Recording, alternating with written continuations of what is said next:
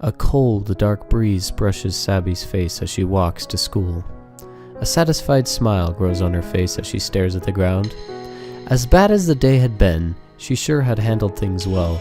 It sure would be exciting to finally tell somebody about it. The ground underneath her turned from stone and vines to hard concrete. Sabi realized she was already there as she looks up to soak the amazing view of her old boring school. Why would anybody want to go there, Sabi thought. The structure before her was a massive yellow-brown stone building. Windows dotted the walls, and the entrance was a metal double door. The building was, least to say, old. Sighing, Sabi walks to the doors and opens them without a second thought. As she does, she realizes immediately that something was terribly wrong. A moist, thick smell fills her nostrils as she walks inside. The entrance was dark, save for the light of the windows, and warm. It was an uncomfortable warmth, the kind of warmth that means something bad has happened. Yet there wasn't anything wrong to be seen. Anyone here? Sabi said, getting nervous. Normally some teens from the school were living around in some of the rooms. After the world had ended, it had been a pretty nice place to stay for a few teens at least. It is surprising how safe and defendable a school it really is when the world ends. Sabi started to slowly walk into the room. Her eyes adjusted to the dark, and she saw that the room was indeed empty. This was unsurprising, because most buildings by now had been stripped of their supplies, and really the only thing left is a few broken doors, random pieces of wood, and a few scraps of metal. Remembering why she came, and trying to shake the unnerving feelings away, she turned and headed down the East Hall. The East Hall always seems to burst with excitement every time she comes. Whether it was because usually there was a brawl between two guys living there, or because someone was going nuts on the old piano, it always seemed like something was happening. Today, it simply wasn't. Very, very unusual, she thought. The hall was completely empty of life. The piano, which was attached to a wall, was smashed. The keys were scattered across the floor. All the doors were open wide, save for one which she was 10 feet away from.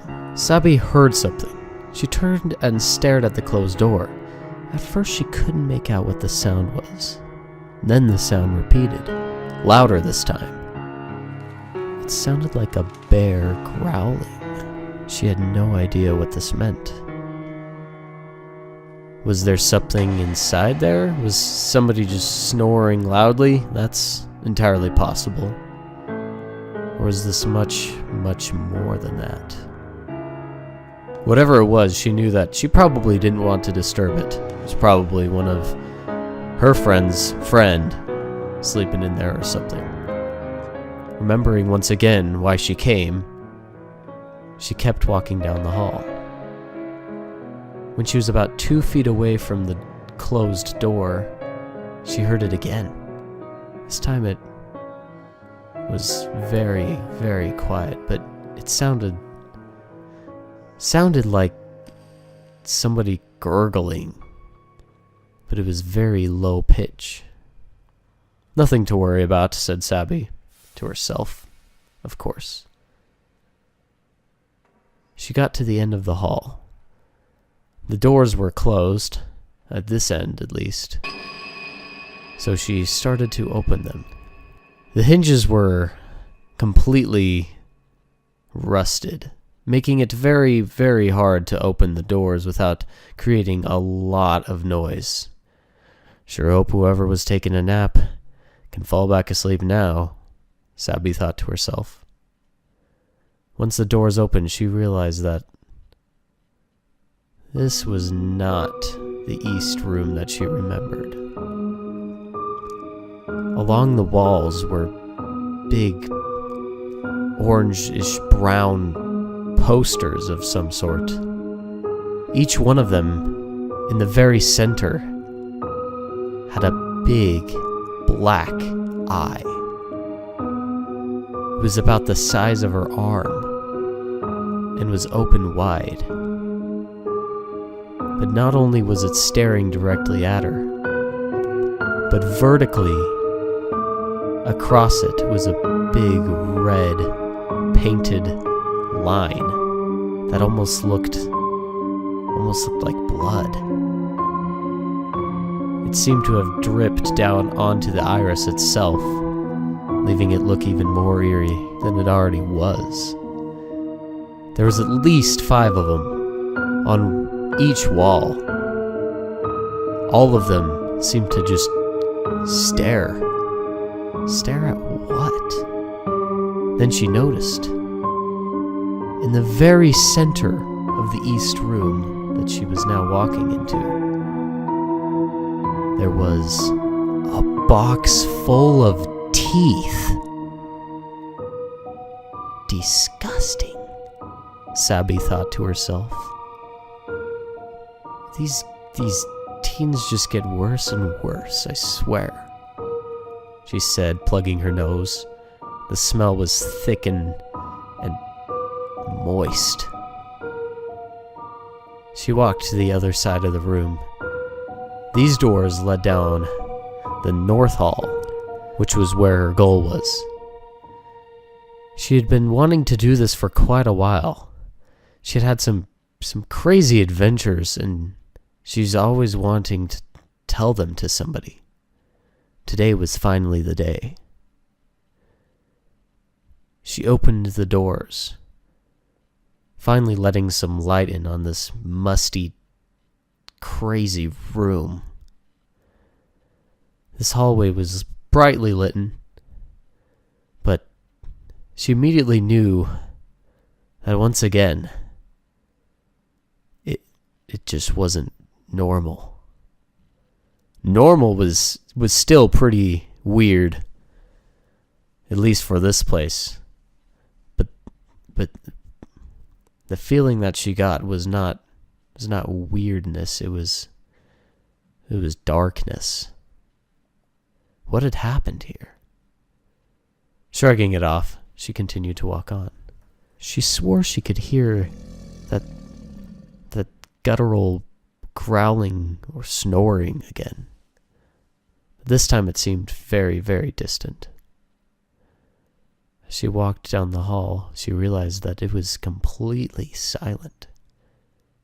Something that in her life she was used to, but in a place like this was never a good sign.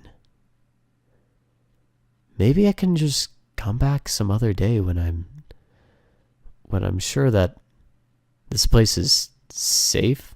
What am I saying? This place is filled with crazy teenagers. Of course it's safe.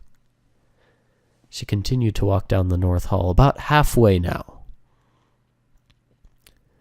That's when she heard the door behind her clang. A long, metallic drone echoed throughout the hallway, and metal against concrete screeched, piercing her ears. She spun around to see what was going on, and to her horror, Rust stood at the end of the hallway. Sabi knew what this meant. Sabi had seen it before. A human, completely changed, other than the fact that it stands on 2 legs and has, well, it doesn't even have that. It doesn't have a face. Instead of a face, there's just this gaping hole filled with teeth and red and rust. Its hair is completely white and bleached off. Red dots here and there as the rust consumes the entire body. Its hands are instead sharp, rusted claws about the size from her elbow to the tip of her fingers. its feet completely stomped off, turned into just red lumps. The creature that used to have some sort of humanity stared her down with its non-existent eyes. Then, its mouth opened even wider than she thought it could even handle, and it let out a screech. The air was pierced with its bombardment of chaotic sound, and then it began its approach. Slowly, step by step, it dragged its metal pipe in its right hand. It left a trail of red rust, as the entire pipe itself had been completely devoured by it. Sabi knew that if she didn't do something, she would end up looking like that pipe. She ran. She ran as fast as she could to the end of the hallway. The rusted man continued its slow approach. She watched over her shoulder as she ran to see if it was going to start running itself. Suddenly, she impacted into the door. It banged open and she fell face first into the north room.